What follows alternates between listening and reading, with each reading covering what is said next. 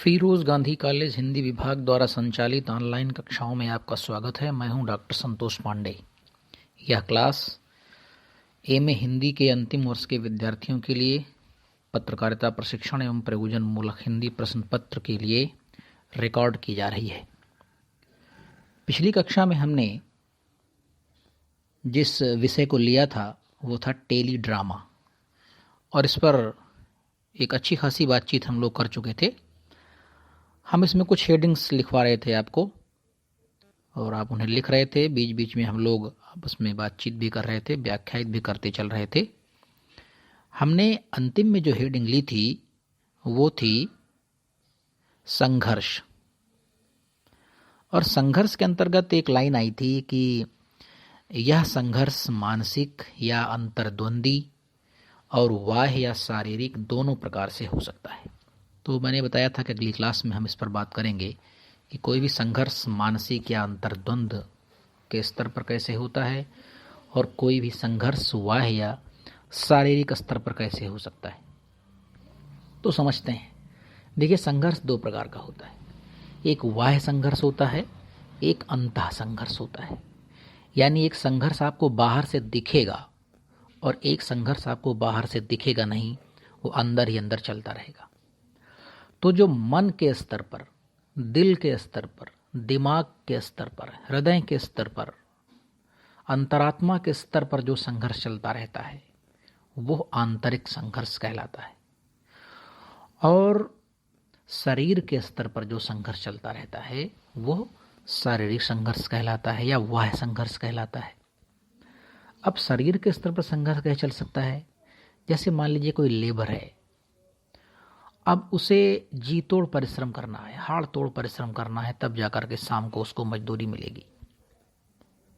तो शारीरिक स्तर पर उसका बेटा बीमार है, उसकी पत्नी बीमार है, घर में अनेक प्रकार की समस्याएं हैं, हो सकता है उसके पास मकान नहीं हो, शिक्षा नहीं हो, स्वास्थ्य नहीं हो, अन्य तमाम रोटी कपड़ा मकान की ज़रूरतें होती हैं वो ना हो, उनको पूरी करने की कोशिश कर रहा हो, लेकिन पूरी क्या, वे अधूरी भी नहीं हो पा रही हो पूरी, बहुत थोड़ा सा इंतजाम हो पा रहा हो, और उनको पूरा करने के लिए वो रात दिन मेहनत कर रहा हो। तो इस प्रकार का एक संघर्ष होता है जो आपको ऊपर से दिखेगा। पसीने से लथपथ है, साइकिल से जा रहा है, बारिश में भीग रहा है, ठोकरें खा के गिर रहा है, एक्सीडेंट हो जाता है ना? काम करते वक्त बिल्डिंग बन रही है, उनमें काम कर रहा है, कोई ईंट का रोड़ा गिर गया, कोई सरिया का एक टुकड़ा गिर गया, हाथ में कोई चोट लग गई। तो इस प्रकार से हम देखते हैं कि ये बाह्य संघर्ष है। अपनी जीविका चलाने के लिए एक मजदूर किस प्रकार से बाह्य संघर्ष कर रहा है। या अपनी जीविका चलाने के लिए क्या मजदूर ही क्या, दुनिया का हर व्यक्ति संघर्षों में पटा पड़ा है, संघर्षों में फंसा पड़ा है। तो जो बाह्य संघर्ष होते हैं, ऐसा कहा जाता है कि ये खतरनाक नहीं होते हैं, आदमी इनसे उबर सकता है। लेकिन जो अंतः संघर्ष होते हैं, बाहर से आदमी एकदम टिप टॉप दिखेगा आपको, कोट पैंट सूट बूट, लेकिन अंदर उसकी इतनी मारकाट चलती रहती है, इतनी भयानक तौर पर वह ग्रस्त रहता है, तमाम प्रकार की समस्याओं, तमाम प्रकार की विपत्तियों से इतनी उठापटक उसके अंदर चलती रहती है, आपको देखने में लगेगा कि यह आदमी, वाह क्या जीवन है। करोड़ों की गाड़ियों में घूमता है, बड़े आलीशान बंगले में रहता होगा, नौकर चाकर हैं इसके पास, लेकिन कुछ ऐसी समस्याएं हैं जो उसके दिल और दिमाग को 24 घंटे झकझोरती रहती हैं, उसको हिला कर रख देती हैं। बाहर से उसे पसीना नहीं आता है, बाहर से उसे गर्मी नहीं लगती है, गर्मी लगती है तो उसके पास एसी है, पसीना आता है तो उसके पास हवा का जुगाड़ है, लेकिन उसके अंदर कितनी गर्मी है, उसके अंदर कितना पसीना है, इसकी आप कल्पना तक नहीं कर सकते। तो वही कह रहा है कि नाटक में जो संघर्ष होता है वो बहुत जरूरी होता है। ये संघर्ष नहीं होगा तो दर्शकों को कोई सीख नहीं मिलेगी, उनको रुचि नहीं आएगी। वे देखेंगे क्या? जब समस्याओं से घिरे हुए किसी आदमी को गिरते हुए देखते हैं, कोई गलत काम करता हुआ आदमी जब फंसता है उन समस्याओं में, और देखने वाला दर्शक ये देखता है कि गलत काम का यह परिणाम हुआ और किस किस प्रकार से इस परिणाम को भोग रहा है, विपत्तियों में ग्रस्त हो चुका है, समस्याओं में फंस चुका है, पुलिस उसके पीछे पड़ी है। तब आदमी को यह अक्ल आती है कि हमें इन चीज़ों से बचकर रहना चाहिए। तो संघर्ष बहुत जरूरी है और इसे दोनों स्तरों पर दिखाया जाना चाहिए, आंतरिक स्तर पर भी और बाह्य स्तर पर भी। तो वही मैंने कहा था कि ये संघर्ष मानसिक या अंतर्द्वंदी, बाह्य या शारीरिक, दोनों प्रकार से हो सकता है। तो चलिए अब हम आगे लिखेंगे। व्यक्तियों और परिस्थितियों के पारस्परिक संघर्ष नाटक में रोचकता पैदा करते हैं। व्यक्तियों और परिस्थितियों के पारस्परिक संघर्ष नाटक में रोचकता पैदा करते हैं।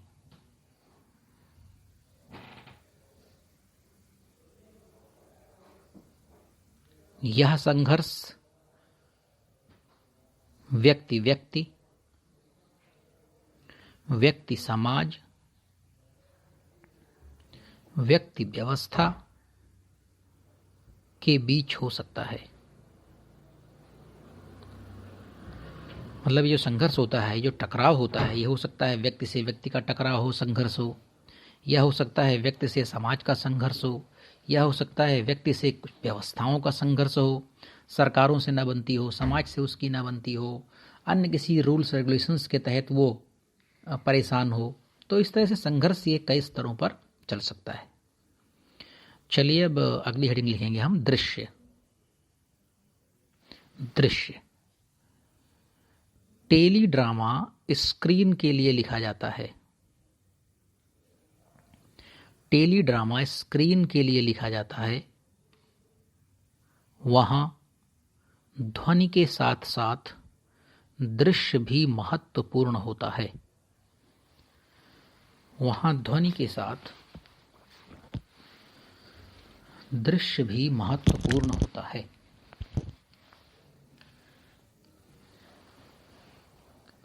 बिंब और प्रतीक बोले जाने वाले संवादों की पूरक भाषा होते हैं। बिंब और प्रतीक बोले जाने वाले संवादों की पूरक भाषा होते हैं, जो दर्शकों को अधिक संतुष्टि प्रदान करते हैं।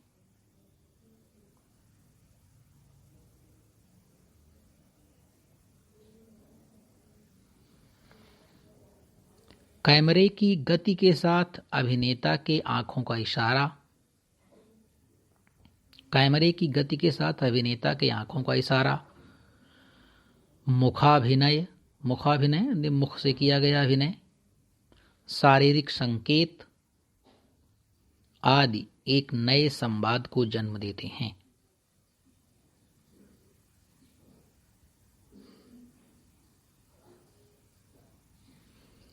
इस प्रकार सांकेतिक भाषा के प्रयोग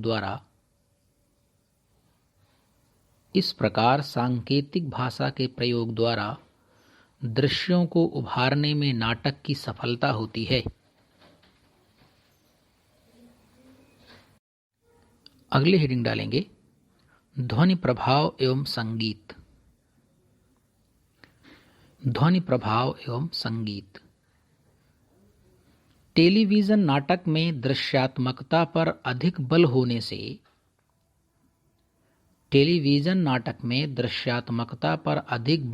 से ध्वनि प्रभाव और संगीत का महत्व रेडियो नाटक की तुलना में कम होता है।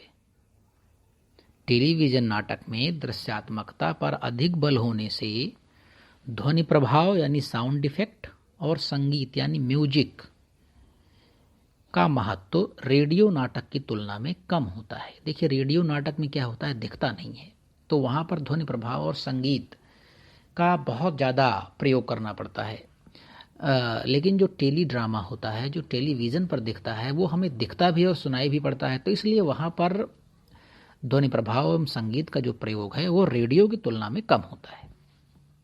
फिर भी भावाभिव्यक्ति और प्रभाव वृद्धि के लिए, अपने भावों को अभिव्यक्ति करना, फिर भी भावाभिव्यक्ति और प्रभाव वृद्धि के लिए इनका प्रयोग किया जाता है।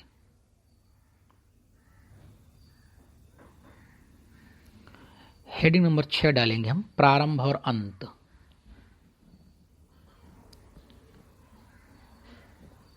टेली ड्रामा के प्रारंभ में पात्रों का परिचय,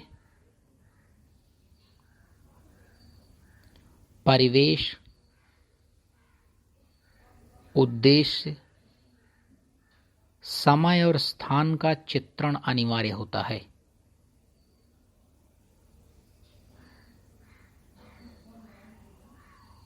तथा नाटक के अंत में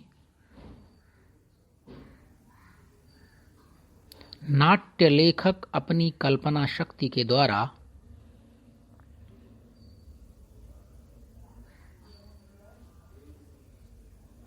समस्याओं का सफल अथवा असफल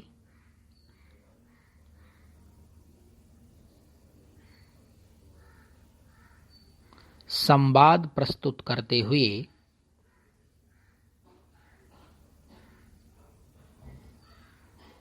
नाटककार का विचार या संदेश नाटक को पूर्णता प्रदान करता है।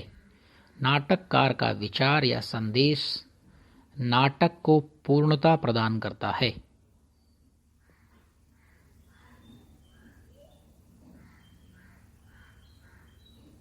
नंबर 7 हेडिंग डालेंगे हम, संवाद और भाषा।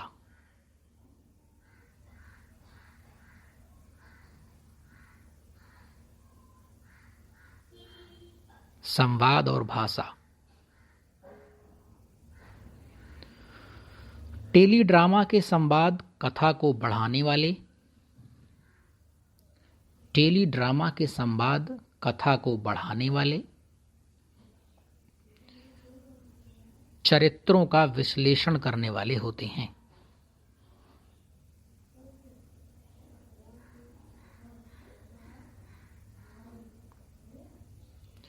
पात्रानुसार दर्शकों को आसानी से समझ में आने वाली भाषा, पात्रानुसार दर्शकों को आसानी से समझ में आने वाली भाषा नाटक में स्वाभाविकता लाती है।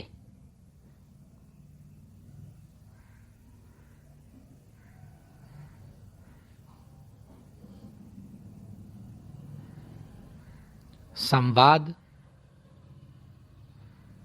नाटककार द्वारा गढ़े गए पात्रों के लिए,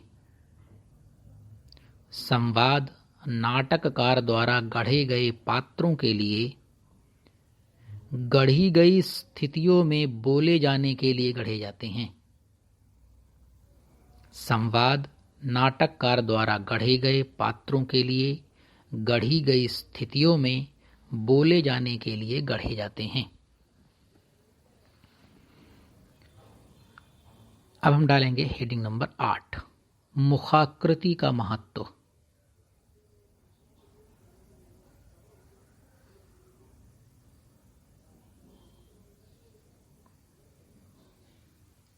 मुखाकृति का महत्व। टेली ड्रामा में मुखाकृति या क्लोजअप का विशेष महत्व होता है। टेली ड्रामा में मुखाकृति या क्लोजअप का विशेष महत्व होता है। इसके द्वारा पात्रों की मुखाकृति को कुछ इस प्रकार दिखाया जाता है कि इसके द्वारा पात्रों की मुखाकृति को कुछ इस प्रकार दिखाया जाता है कि उनके कुछ कहे बिना भी उनके भावनाओं की अभिव्यक्ति होती रहे।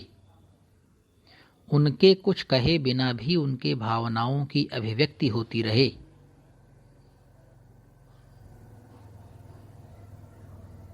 इससे टेलीविजन नाटक के संवादों की स्पष्टता, इससे टेलीविजन नाटक के संवादों की स्पष्टता, सूक्ष्मता एवं स्वाभाविकता बढ़ जाती है।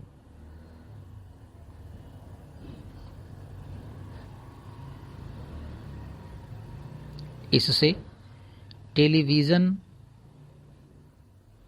नाटक के संवादों की स्पष्टता, सूक्ष्मता एवं स्वाभाविकता बढ़ जाती है। तो इस प्रकार से हमारा ये समाप्त होता है सवाल। हम जिस सवाल को ले रहे थे वो था टेलीड्रामा। अब हम अपने जिस नेक्स्ट टॉपिक को लेंगे वो है डाक्यू ड्रामा। डाक्यू ड्रामा, डाक्यू ड्रामा क्या होता है जरा हम लोग समझते हैं। तो आप हेडिंग डालेंगे डाक्यू ड्रामा। डाक्यू ड्रामा वस्तुतः एक वृत्त चित्र है। वस्तुतः एक वृत्त चित्र है। अंग्रेजी में इसे डॉक्यूमेंट्री कहा जाता है। अंग्रेजी में इसे डॉक्यूमेंट्री कहा जाता है। डॉक्यूमेंट का अर्थ है लेख या प्रमाण पत्र।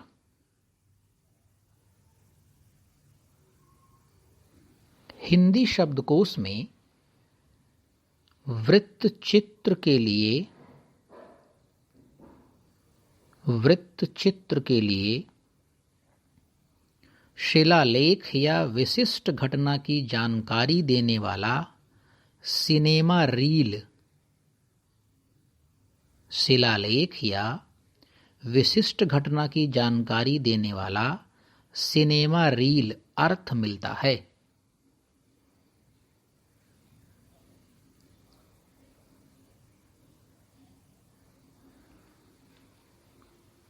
आप डालेंगे हेडिंग आप परिभाषा। परिभाषा A.R. फुलटन के अनुसार, A.R. फुलटन के अनुसार डैश करके इन्वर्टेड कॉमा के अंदर लिखेंगे, एक वृत्त चित्र न केवल जीवन के यथार्थ प्रतिपादन से ऊपर है। एक वृत्त चित्र न केवल जीवन के यथार्थ प्रतिपादन से ऊपर है, बल्कि वह उसकी शुद्ध व्याख्या भी करता है।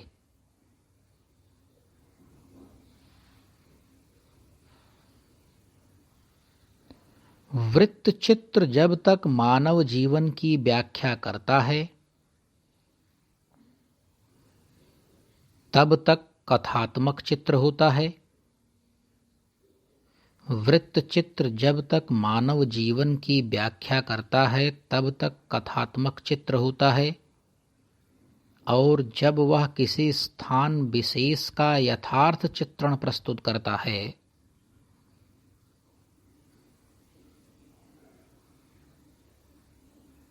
तब वह यात्रा सूचांक बन जाता है।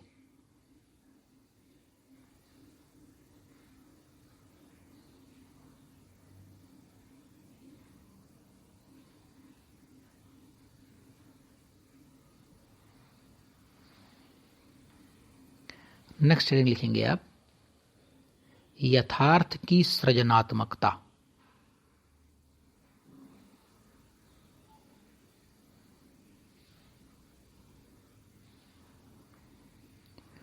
डाक्यू ड्रामा में वास्तविकता का सृजनात्मक निर्वाह होता है, यानी क्रिएटिव रियलिटी। रियलिटी को क्रिएटिव स्तर पर बनाया जाता है हमारे देखने और सुनने के लिए। डाक्यू ड्रामा में वास्तविकता का सृजनात्मक निर्वाह होता है। इसी कारण इसे डॉक्यूमेंट्री नहीं बल्कि डाक्यू ड्रामा कहा जाता है। डॉक्यूमेंट्री में क्रिएटिविटी नहीं होती है, लेकिन डाक्यू ड्रामा में जो है वो क्रिएटिविटी होती है। डॉक्यूमेंट्री सिर्फ रियल होता है, और डॉक्यूमेंट्री में क्या होता है कि रियलिटी को जो है वो क्रिएटिव तरीके से प्रस्तुत किया जाता है, सृजनात्मक तरीके से प्रस्तुत किया जाता है। इसी कारण इसे डॉक्यूमेंट्री नहीं डाक्यू ड्रामा कहा जाता है। डॉक्टर ग्रियर्सन ने इसे यथार्थता का सृजनात्मक स्वरूप कहा है। डॉक्टर ग्रियर्सन ने इसे यथार्थता का सृजनात्मक स्वरूप कहा है।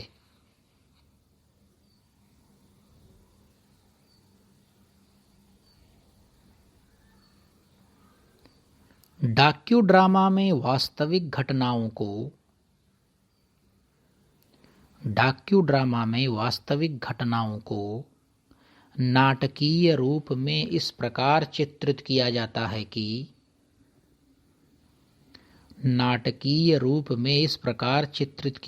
है कि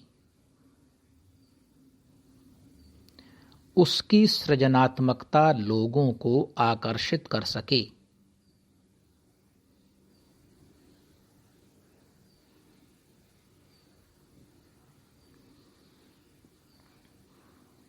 उदाहरण के रूप में दूरदर्शन पर प्रसारित होने वाले डिस्कवरी और जियोग्राफी जैसे चैनल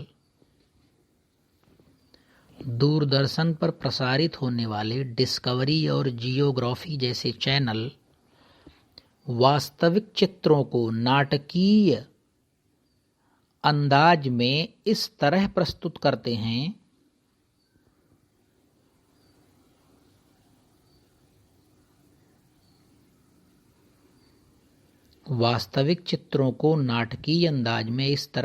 करते हैं कि वे वृत्त चित्र होते हुए भी लोगों को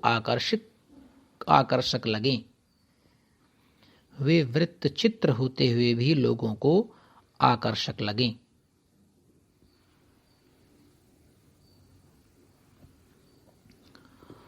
अगली हेडिंग डालेंगे अकाल्पनिक विधा।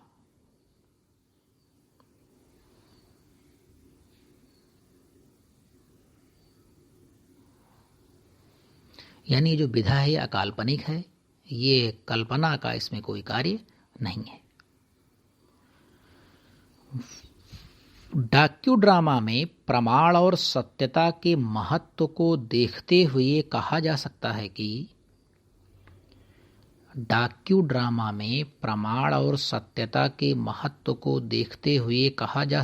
कि वृत्त चित्रों को वास्तविक लोगों,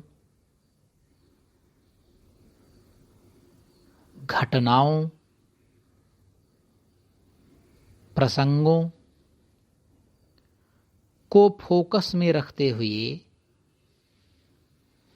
काल्पनिक पात्रों की रचना से बच के रहना चाहिए।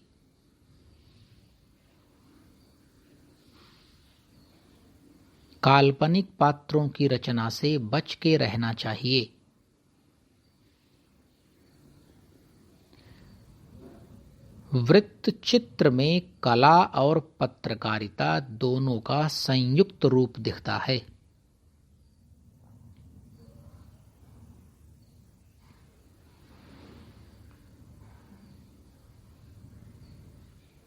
इसीलिए ये वास्तविक होते हुए भी सृजनात्मक होते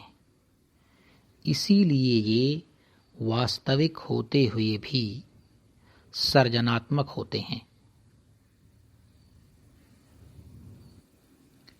एक पंक्ति छोड़कर लिखेंगे। निष्कर्ष रूप में यह कहा जा सकता है कि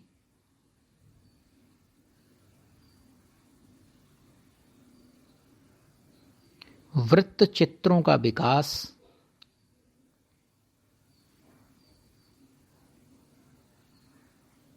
नाटकीयता के साथ इस प्रकार होना चाहिए कि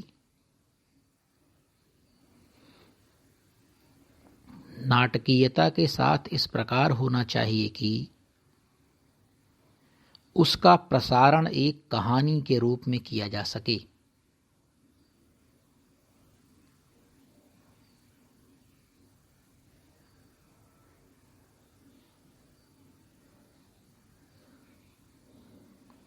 वास्तविक पात्रों का संघर्ष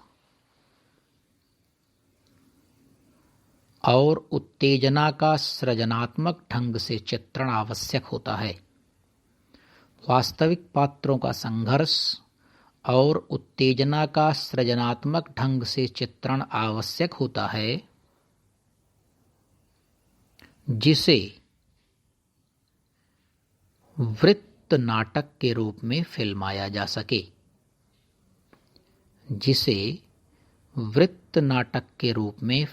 जा सके। तो इस प्रकार से हमारा यह प्रश्न भी यहाँ पर पूरा होता है। और हमने जिस प्रश्न को अपनी इस क्लास में लिया था वह था डाक्यू ड्रामा। अब हम एक अगले टॉपिक पर विचार करेंगे। अपने अगले टॉपिक को हम अपनी अगली क्लास में लेंगे। हमारे साथ बने रहने के लिए आपका धन्यवाद। आप पढ़े लिखें, इसका नोट्स बनाएं और कहीं भी किसी प्रकार कन्फ्यूजन होता है तो हमसे आप सीधे संपर्क करके इस संबंध में बातचीत कर सकते हैं। नमस्कार, धन्यवाद। जल्द ही अगली क्लास में आपसे मुलाकात होगी।